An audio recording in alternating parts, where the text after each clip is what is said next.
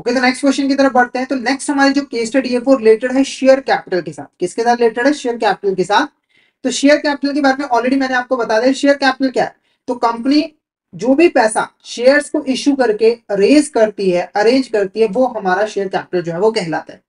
चाहे वो equity share हो, चाहे वो प्रेफरेंस शेयर हो, या फिर दोनों को ही इश्यू करके रेज किए गए हो, वो शेयर कैपिटल के अंदर ही आ जाता है। ठीक है, अब यहाँ पर हमारे शेयर कैपिटल के काफी सारे यहाँ पर कंपोनेंट्स होते हैं। जैसे कि पहला जो कंपोनेंट होता है वो होता है ऑथराइज कैपिटल। ऑथराइज कैपिटल क्या होता है? देखो, आपका जो कंपनी का मेमोरेंडम ऑफ एसोसिएशन होता है ना, वहां पर एक मैक्सिमम लिमिट दी होती है कि आप मैक्सिमम कितना फंड जो है, यानी कि कितना कैपिटल जो है वो शेयर्स को इशू करके रेज कर सकते हो, उसे हम कहते हैं ऑथराइज कैपिटल। यानी कि आपके मेमोरेंडम ऑफ एसोसिएशन के अंदर लिखा हुआ है कि एक कंपनी जो है मैक्सिमम 1 लाख रुपए जो है, 1 लाख रुपए जो है वो शेयर्स को इशू करके अरेंज कर सकती है, इससे ज्यादा नहीं कर सकती है। तो वो हमारा ऑथराइज कैपिटल जो है वो कहलाएगा। उसके बाद इशूड कैपिटल क्या होता है?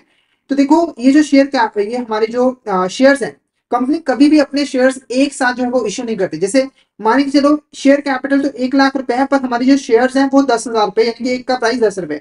तो कंपनी कभी भी 10,000 शेयर्स एक बार में इशू नहीं करती, क्योंकि इसको फंड्स की जरूरत कभी कभी मतलब कि धीरे धीरे पड़ती है। तो इशू कैपिटल क्या होती है? ऑथराइज कैपिटल का वो हिस्सा जो कि कंपनी ने मार्केट में इशू कर दिया है। जैसे एग्जांपल के, कंपनी ने 10,000 में से 5,000 शेयर जो है वो मार्केट में इशू कर दिया है। तो ये जो 5,000 शेयर है, इसकी जो वैल्यू है, मान के चलिए ये 10 रुपए इसकी वैल्यू, तो इसे हम यहाँ पर क्या कहेंगे? 50,000 रुपए हमारी क्या होगी? इशू कैपिटल होगी। उसके बाद है सब्सक्राइब कैपिटल। अब सब्सक्राइब कैपिटल क्या होता है? तो नॉर्मली देखो, जब आप मार्केट में शेयर्स को इश्यू करते हो, तो जो इन्वेस्टर है उनको परचेज करते हैं, परचेज करने को ही हम सब्सक्राइब कहते हैं। तो कभी भी इन्वेस्टर सभी शेयर्स को सब्सक्राइब नहीं करते, कुछ ना कुछ हिस्सा रह जाता है। तो मान के चलो यहाँ पर जो इन्वेस्टर, उन्होंने सिर्फ 4,000 शेयर्स को यहाँ पे सब्सक्राइब किया था, तो इनकी वैल्यू कितनी है यहाँ पर? 10 रुपए के हिसाब से 40,000 रुपए। तो ये 40,000 रुपए, इसे हम कहेंगे सब्सक्राइब कैपिटल। उसके बाद है called up capital. Called up capital क्या होता है? देखो, जब कंपनी को पैसा मंगवाना होता है तो वो इंस्टॉलमेंट में पैसा मंगवाती है। जैसे मान के चलो यहाँ पर अभी कंपनी ने ये 4,000 शेयर पे सिर्फ और सिर्फ 5 रुपए ही यहाँ पर मंगवाए हैं, यानी कि कितना पैसा यहाँ पर कंपनी ने मंगवा लिया है शेयर होल्डर से? वो है 20,000 रुपए। ठीक है, तो ये हमारी कॉल्ड अप कैपिटल कहलाएगी। उसके बाद है हमारा पेड अप कैपिटल। अब जब कंपनी पैसा मंगवाती है तो इन्वेस्टर सारे पैसे नहीं देते, मतलब सारे इन्वेस्टर पैसा नहीं देते। कुछ इन्वेस्टर ऐसे भी होते हैं जो कि यहाँ पर डिफॉल्ट जो है वो कर देते हैं। ठीक है, तो पेड अप कैपिटल, जितना पैसा कंपनी को मिल जाता है, जैसे फर्ज करिए 4,000 के ऊपर सिर्फ और सिर्फ यहाँ पर 4 रुपए भी यहाँ पर मिल पाए, यानी कि 4 रुपए के हिसाब से मिल पाए, तो 4,000 इंटू 4, 16,000, मान के जो 16,000 रुपीज ही आपको मिल पाए, और बाकी जो 4,000 रुपए थे वो डिफॉल्ट हो गया, तो ये जो 16,000 रुपए है, ये आपका पेड अप कैपिटल जो है वो कहलाता है। ठीक है, तो ये हमारे क्या है? कंपोनेंट है शेयर कैपिटल। अब इस केस स्टडी के बेस पर आपको क्वेश्चन के आंसर जो है वो करने हैं। तो फर्स्ट क्वेश्चन की बात करें, which of this statement is correct regarding the equity share? इसमें से कौन सी ऐसी स्टेटमेंट है जो कि करेक्ट है रिगार्डिंग द इक्विटी शेयर? पहला, the holder of this shares are real owner of the company. तो ये स्टेटमेंट बिल्कुल करेक्ट है। देखो, इक्विटी शेयर होल्डर कंपनी के रियल ओनर होते हैं, यानी कि कंपनी के साथ जितना भी प्रॉफिट, रिस्क सब कुछ जुड़ा होता है, उसके ऊपर पूरा कंट्रोल हमारे इक्विटी शेयर होल्डर का होता है। Equity share holder have the control over the working of the company and they have voting right. तो ये भी करेक्ट है। जो इक्विटी शेयर होल्डर्स होते हैं उनके पास वोटिंग राइट्स होते हैं, जिससे वो कंपनी की जो वर्किंग है उसको जो है वो कंट्रोल कर सकते हैं, यानी कि अपनी राय जो है वो रख सकते हैं। ठीक है, the equity share which are issued by company are permanent and non redeemable. देखो, जो इक्विटी शेयर्स कंपनी इशू करती है ना, वो परमानेंट नेचर के होते हैं, यानी कि कंपनी उसको मतलब कि बाय नहीं करती है, मतलब वापस नहीं लेते हैं, वो नॉन रिडीमेबल होते हैं नॉर्मली। पर कई केसेस में कंपनी अपने शेयर्स को बाय बैक भी कर लेती है। ठीक है, तो ये भी स्टेटमेंट क्या है? बिल्कुल करेक्ट है इक्विटी शेयर के रिगार्डिंग। नेक्स्ट क्वेश्चन की बात करें, the amount of dividend depends on the profit made by the company. देखो, इक्विटी शेयर होल्डर को रिटर्न के फॉर्म में क्या मिलता है? डिविडेंड मिलता है, और डिविडेंड डिपेंड करता है कि कंपनी ने प्रॉफिट कितना कमाया। कंपनी जितना ज्यादा प्रॉफिट कमाएगी, उतना ज्यादा कंपनी के जो शेयर होल्डर्स है, इक्विटी शेयर होल्डर्स है, उनको डिविडेंड जो है वो मिलेगा। तो ऑप्शन डी हमारा यहाँ पर क्या होगा? करेक्ट आंसर रहेगा, क्योंकि ये सभी के सभी जो स्टेटमेंट है वो इक्विटी शेयर्स के रिगार्डिंग बिल्कुल करेक्ट है। नेक्स्ट क्वेश्चन की बात करें, which of this statement defines preference shares? ये हमारी दूसरी टाइप की यहाँ पर शेयर्स है। तो कौन से स्टेटमेंट यहाँ पर प्रेफरेंस शेयर्स को जो है डिफाइन करते हैं? पहला, preference shares represent ownership in a company, they are secondary owners of business. यानी कि प्रेफरेंस शेयर होल्डर भी कंपनी के ऑनर ही होते हैं, और वो कंपनी के सेकेंडरी ऑनर होते हैं। सेकेंडरी इन द सेंस कि उनका ना कंपनी के ऊपर ज्यादा कंट्रोल जो है वो नहीं होता है, क्योंकि इनके पास ना वोटिंग राइट्स अवेलेबल नहीं होते। जो प्रेफरेंस शेयर होल्डर वाले होते हैं, इनके पास वोटिंग राइट्स अवेलेबल नहीं होते हैं, इसीलिए इनका कंपनी के ऊपर ज्यादा कंट्रोल भी नहीं होता है। दूसरा, preference share enjoy the preference over common share holder in payment of dividend capital. तो ये स्टेटमेंट भी बिल्कुल करेक्ट है। देखो प्रेफरेंस शेयर होल्डर को प्रेफरेंस दी जाती है, यानी कि अगर मान के चलो कंपनी ने प्रॉफिट कमाया है तो इस प्रॉफिट से पहले जो डिविडेंड पे किया जाएगा वो हमारे प्रेफरेंस शेयर होल्डर को पे किया जाएगा, ठीक है। उसके बाद कुछ अगर हिस्सा बचा तो वो इक्विटी शेयर होल्डर को मिलेगा, ठीक है। उसके बाद अगर मान के चलो कंपनी बंद हो रही है, कंपनी लिक्विडेट हो रही है और कंपनी लोगों का पैसा वापस कर रही है, तो सबसे पहले जो प्रेफरेंस शेयर होल्डर वाले हैं उनको यहाँ पर पैसा मिलेगा। उसके बाद कुछ पैसा बचा तो इक्विटी शेयर होल्डर को बचेगा, यानी कि प्रेफरेंस शेयर होल्डर वाले को यहाँ पर रिस्क जो है वो कम होता है। तो ये भी स्टेटमेंट यहाँ पर डिफाइन करती है, बहुत अच्छे तरीके से डिफाइन करती है। नेक्स्ट बात करते हैं, fix rate of dividend is paid to the preference share holder. जो प्रेफरेंस शेयर होल्डर होते हैं उनको फिक्स रेट ऑफ डिविडेंड जो वो पे किया जाता है। ये भी स्टेटमेंट करेक्ट है। जैसे अगर आपने मान के चलो प्रेफरेंस शेयर्स में इन्वेस्ट किया तो आपको 10%, जैसे आपने जो इन्वेस्ट किया है उसका 10% ही आपको डिविडेंड मिलता है। जैसे अगर आपने 1 लाख रुपए इन्वेस्ट किया तो कंपनी प्रॉफिट जितना मर्जी कमाए, आपको सिर्फ और सिर्फ 10,000 रुपए ही यहाँ पर डिविडेंड मिलेगा, इससे ज्यादा आपको मिलेगा ही नहीं। ओके, तो ये सभी के सभी जो स्टेटमेंट है वो प्रेफरेंस शेयर्स को यहाँ पर जो है डिफाइन करती है। तो ऑप्शन डी हमारे यहाँ पर क्या रहेगा, करेक्ट आंसर रहेगा। Option D is a correct answer.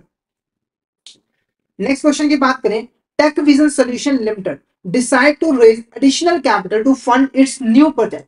The face value of each share is 10, but due to company's strong performance and high demand for its shares, the company issues new shares at a 15 each.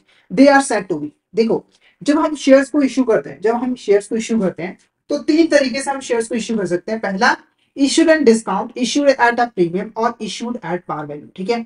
देखो issued at discount क्या होता है, पहले आप ये समझो कि face value क्या होती है। देखो जैसे किसी प्रोडक्ट की एमआरपी होती है ना, एमआरपी होती है, वैसे ही शेयर्स की भी एक एमआरपी होती है, उसको हम कहते हैं फेस वैल्यू, ठीक है।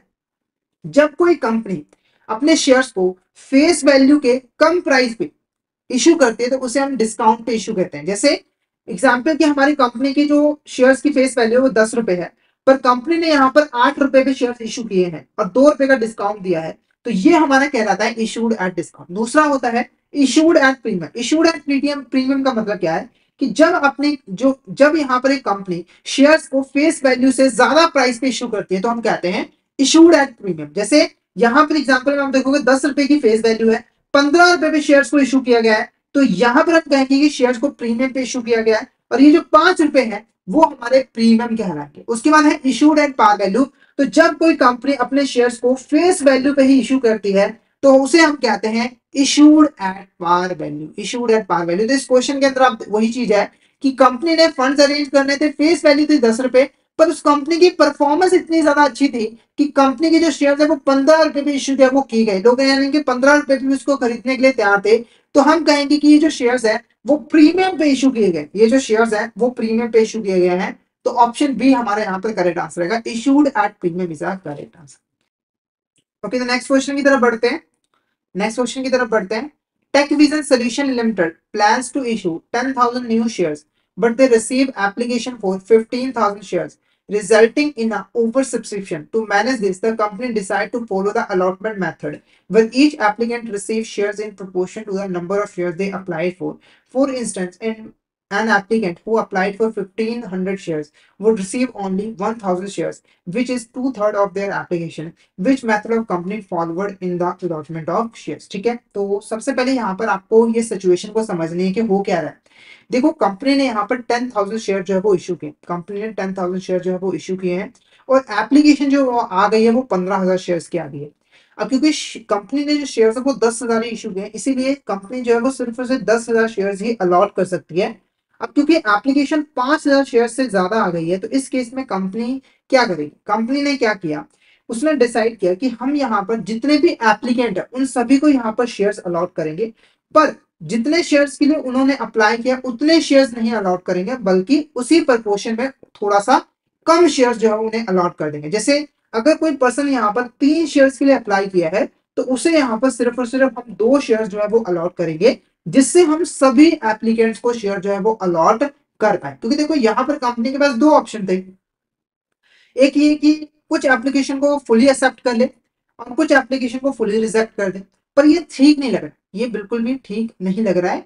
क्योंकि इससे क्या होगा कि जो रिजेक्ट कर दिए गए हैं वो डिमोटिवेट हो जाएंगे या फिर उनके साथ नाइंसाफी हो जाएगी, तो वहां पर ये जो कंपनी है इस मेथड का यूज जो है वो कर लेती है। और इस मेथड का नाम क्या है, इस मेथड का नाम क्या है, तो वो है प्रो राटा अलॉटमेंट। क्या आ रहा है हमारा यहाँ पर, प्रो राटा अलॉटमेंट, जिसके अंदर हम जो है शेयर होल्डर्स ने जो एप्लीकेशन दी होती है उसी के उसी के प्रोपोर्शन में उसको थोड़े से कम शेयर्स यहाँ पर दे देते हैं, ताकि सभी एप्लीकेंट्स को कोई ना कोई शेयर जो है मुंह मिल जाए। तो यहाँ पर भी ऐसे ही हो रहा है, यहाँ पर भी ऐसे ही हो रहा है। अगर किसी ने 1500 शेयर्स के लिए अप्लाई किया है तो उसे सिर्फ 1000 शेयर जो है वो दिए जा रहे हैं, 2/3 आप यहाँ पर कह सकते हो। तो हमारा ये जो मेथड है प्रो राटा अलॉटमेंट, ये हमारा जो है वो करेक्ट आंसर रहेगा, option B pro rata allotment हमारा यहाँ पर करेक्ट आंसर जो है वो रहेगा। ठीक है, नेक्स्ट क्वेश्चन की बात करें। नेक्स्ट क्वेश्चन की बात करें, if a shareholder pay two instalment allotment money और call money, then what will be action company takes. ठीक है, तो इसे हम एक एग्जांपल के साथ यहाँ पर समझेंगे। तो नॉर्मली देखो, नॉर्मली जो हमारी शेयर्स को इशू करने की प्रोसेस होती है वो क्या होता है, prospectus issue, application money receipt, allotment allotment of share और रिसिप्ट ऑफ कॉल मनी। ठीक है, तो मान के चलिए यहाँ पर एक शेयर है जिसका प्राइस है 10 रुपए, तो एप्लीकेशन के वक्त कंपनी ने यहाँ पर 2 रुपए मंगवाए, उसके बाद अलॉटमेंट के वक्त कंपनी ने यहाँ पर जो है 5 रुपए जो है वो मंगवा लिए, और 3 रुपए जो है वो रिसिप्ट ऑफ कॉल मनी पे मंगवाए थे। यानी कि जब कंपनी यहाँ पर मतलब कॉल मनी के जरिए जो है वो फंड्स मंगवाएगी, तो देखो एक इन्वेस्टर था ए पर्सन, उसने यहाँ पर कंपनी के 1000 शेयर जो है वो परचेज किए थे, तो उसने एप्लीकेशन मनी भी 2 रुपए पे कर दी और अलॉटमेंट मनी भी यहाँ पर 5 रुपए पे कर दी, जिससे कंपनी ने जो है इसको शेयर जो है वो अलॉट कर दिए। यानी कि 1000 शेयर किसके पास है, ए पर्सन के पास है, और ये कंपनी का शेयर होल्डर जो है वो बन गया। पर क्या हुआ कि इस पर्सन ने जो है कॉल मनी पे ही नहीं की, यानी कि जो 3 रुपए कंपनी ने मंगवाए थे, तो कंपनी ने यहाँ पर कॉल मनी को मतलब कि कॉल मनी को मतलब कंपनी ने कॉल मनी मंगवाया, तो जो हमारा इन्वेस्टर था उसने कॉल मनी यहाँ पर पे ही नहीं की है। तो इस केस में कंपनी जो है वो क्या एक्शन देगी, पहला instalment that will be forgiven, कि इंस्टॉलमेंट को माफ कर दिया जाएगा, चलो छोड़ो, बाकी पैसा उसने दे दिया है, या फिर उसके जो शेयर्स है उनको फोरफिट कर दिया जाएगा, या फिर कैपिटल रिजर्व में ट्रांसफर कर लिया जाएगा। तो फटाफट से इसका आंसर बता दिए, इसका आंसर आपको क्या लगा है, हमारी जो कंपनी है वो यहाँ पर कौन सा एक्शन जो है वो लेगी। तो फटाफट से चैट बॉक्स में बता दिए इसका करेक्ट आंसर आपको क्या लगा है, क्या होगा इसका करेक्ट आंसर, फटाफट से बता दीजिए। तो इसका जो करेक्ट आंसर है वो है option B, there share will be forfeited, उसके जो शेयर्स है उनको फोरफिट जो है वो कर दिया जाएगा। शेयर्स को फोरफिट करने का मतलब यहाँ पर क्या है कि जो ए पर्सन है उसकी जो शेयर होल्डिंग है उसको कैंसिल कर दी जाएगी, और उसके जो शेयर्स है वो कंपनी वापस जो है वो उससे ले लेगी। यानी कि अब से वो जो पर्सन है वो कंपनी का शेयर होल्डर नहीं रहा है। अब आपके दिमाग में जो क्वेश्चन आएगा वो ये आएगा कि जो एप्लीकेशन मनी और जो अलॉटमेंट मनी, एप्लीकेशन और अलॉटमेंट के टाइम जो पैसा इन्वेस्टर ने पे किया था, कि कंपनी उसे वापस करेगी, तो ऐसा बिल्कुल भी नहीं है, कंपनी वो भी पैसा अपने पास जो है वो रख लेगी। यानी कि क्योंकि देखो इससे कंपनी का नुकसान हुआ है और उस नुकसान को वो उसी पैसे से जो है वो कवर करेगी। तो अगर कोई पर्सन अलॉटमेंट या फिर कॉल मनी का इंस्टॉलमेंट पे नहीं करता है, तो कंपनी के पास राइट होता है कि शेयर होल्डिंग को वो कैंसिल कर सकती है और शेयर को फोरफिट करके अपने पास रख लेगी, और जो पैसा अभी तक शेयर होल्डर ने पे किया था उसे भी वो अपने पास जो है वो होल्ड करके रख लेगी। क्लियर है आपको यहाँ तक। अब नेक्स्ट क्वेश्चन देखते हैं। नेक्स्ट क्वेश्चन हमारा क्या है, Tech Vision Solution Limited initially issued shares with a face value of 10 each.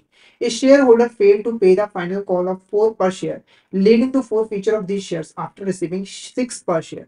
Later, the company decided to reissue these forfeited shares at a discount. The maximum the maximum discount allowed on this shares can not be exceed. ठीक है, तो पहले यहाँ पे जो चीज आपको समझनी है, पहले जो आपको यहाँ पर चीज समझनी है कि जो टेक विजन सोल्यूशन लिमिटेड है उसने उसने यहाँ पर शेयर होल्डर को शेयर जो है वो इशू किए थे, और शेयर का जो प्राइस है वो कितना है यहाँ पर 10 रुपीज है। ठीक है, तो जो शेयर होल्डर है उसने यहाँ पर जो फाइनल कॉल थी 4 रुपए की उसे यहाँ पर पे जो है वो नहीं किया, जो फाइनल कॉल थी यहाँ पर 4 रुपए की उसे पे नहीं किया, पर उसने इसके ऊपर ना 6 रुपए जो है वो पे कर दिए थे। मान के चलिए आपने अलॉटमेंट और एप्लीकेशन का पैसा जो है 6 रुपए शेयर होल्डर ने पे कर दिया, पर उसने जो 4 रुपए था वो पे नहीं किया, जिसको देखते हुए कंपनी ने उस अमाउंट शेयर्स को जो है फोरफिट कर लिया। इसके बारे में ऑलरेडी मैंने आपको बता दिया है। अब कंपनी को उन शेयर्स को जो है दोबारा से री इशू जो है वो करना है। ठीक है, और उसने डिसाइड किया है कि वो डिस्काउंट पे इशू करना चाहती है। तो ये जो कंपनी है वो मैक्सिमम डिस्काउंट यहाँ पर कितना जो है वो दे सकती है, अपने शेयर पे मैक्सिमम डिस्काउंट जो है वो कितना दे सकती है, वो आपने मुझे चैट बॉक्स में आंसर करके जो है वो बताना है। ऑप्शन है face value of the shares, या फिर market value of the shares, या फिर total amount paid by the share holder, या फिर ऑल ऑफ द अबव। ठीक है, तो इसका आप आंसर बताइए। और इसी के साथ आपके दिमाग में एक और डाउट जरूर आया होगा कि अगर मान के चलिए कंपनी इन शेयर्स को इश्यू करती है और शेयर होल्डर फिर से डिफॉल्ट कर देता है, पेमेंट नहीं करता, तो उस केस में फिर से फोरफीट कर दिया जाएगा? तो ऐसा नहीं होता। देखो, जो री इशू शेयर्स होते हैं उनका जो पैसा है वो इंस्टॉलमेंट में नहीं मंगवाया जाता, एक ही बार में सारा का सारा जो पैसा है वो मंगवा लिया जाता है। जैसे अगर कंपनी ने 1,000 शेयर्स यहाँ पर फोरफीट किए हैं तो वो 1,000 शेयर्स को इशू करेगी और सारा का सारा जो पैसा है वो एक ही बार में जो है वो मंगवा लेगी शेयर होल्डर से, इंस्टॉलमेंट में नहीं मंगवाएगी। और नॉर्मली ये जो शेयर्स इशू किए जाते हैं वो डिस्काउंट पे किए जाते हैं। क्या किया जाता है? डिस्काउंट पे इशू किया जाता है। और डिस्काउंट से जो भी नुकसान होता है उसको जो कंपनी है वो शेयर होल्डर के पैसे जो उसने जब्त कर लिए हैं, अपने पास रख लिए हैं, उसी से यहाँ पे जो है वो कवर करती है। तो इसका जो करेक्ट आंसर रहेगा वो रहेगा ऑप्शन सी। ऑप्शन सी यानी कि जो टोटल अमाउंट शेयर होल्डर ने पे की हुई है उससे ज्यादा जो है वो एक्सीड नहीं होना चाहिए। यानी कि अगर ये कंपनी शेयर्स को इशू करती है डिस्काउंट पे, तो मैक्सिमम वो जो है 4 रुपए का शेयर जो है वो इशू कर सकते हैं। मैक्सिमम मतलब कि मिनिमम उसे 4 रुपए में शेयर जो है वो देना पड़ेगा। यानी कि मैक्सिमम वो डिस्काउंट कितना दे सकती है? 6 रुपीज का, क्योंकि 6 रुपीज उसने जो है शेयर होल्डर के एक्वायर किए हैं, उसे यहाँ पे जो है वो कलेक्ट किए हैं। तो इसका जो करेक्ट आंसर रहेगा total amount paid by share holder. इसका मतलब क्या हुआ कि अगर कोई कंपनी ने शेयर्स को फोरफीट कर लिया है तो और उसे डिस्काउंट पे इश्यू करना चाहती है, तो मैक्सिमम डिस्काउंट वो कितना दे सकती है? तो जितना उसने पर शेयर होल्डर से अमाउंट जो है वो रिसीव किया हुआ था। ठीक है, तो ऑप्शन सी हमारा यहाँ पर क्या रहेगा? करेक्ट आंसर जो है वो रहेगा। क्लियर है आपको? तो यहाँ पर हमने कंपनी अकाउंट का जो चैप्टर है वो डिटेल में यहाँ पर डिस्कस कर लिया है। तो आई होप आपको यहाँ तक क्लियर हो गया होगा। अगर आपको किसी भी तरह का डाउट आता है तो आप चैट बॉक्स से मैसेज करके पूछ सकते हो, और अगर आपको क्लियर हो गए तो एक बार मैसेज करके जरूर यहाँ पर बता दीजिएगा। ठीक है, तो अगर हम यहाँ पर कंक्लूड करें इस सेशन को, तो हमने क्या क्या चीजें पढ़ी। सबसे पहले हमने फाइनल अकाउंट का मतलब सुन लिया। फाइनल अकाउंट क्या होता है? तो कंपनी जो है अपने फाइनेंशियल ईयर के एंड में फाइनेंशियल ट्रांजेक्शन की समरी प्रिपेयर करने के लिए कुछ अकाउंट बनाती है, जिससे वो जान पाए कि उसकी फाइनेंशियल ईयर के अंदर फाइनेंशियल परफॉर्मेंस कैसी रही है, फाइनेंशियल पोजीशन कैसी है। उन्हें हम फाइनल अकाउंट जो है वो कहते हैं। फाइनल अकाउंट के अंदर मेनली हमारे trading account, profit and loss account और बैलेंस शीट जो है वो आ जाते हैं, जिनके बारे में हम डिटेल में डिस्कस कर चुके हैं। ठीक है, कंपनी क्या होती है? कंपनी एक लीगल एंटिटी होती है जिसको हम कंपनीज एक्ट 2013 के अंदर रजिस्टर करवाकर इस्टेब्लिश करते हैं, और ताकि हम अपनी बिजनेस एक्टिविटीज को परफॉर्म कर सके। अब ये जो कंपनी होती है इसकी एक सेपरेट लीगल एंटिटी होती है अपने मेंबर से, यानी कि ये अलग यहाँ पे जो है वो ऑपरेट करती है। कंपनी अपने नाम पर जो है सारी की सारी कंपनी की जो ट्रांजेक्शन है उसको यहाँ पे जो है वो परफॉर्म करते हैं, जितनी भी एक्टिविटीज है उनको जो है वो परफॉर्म करते हैं। ठीक है,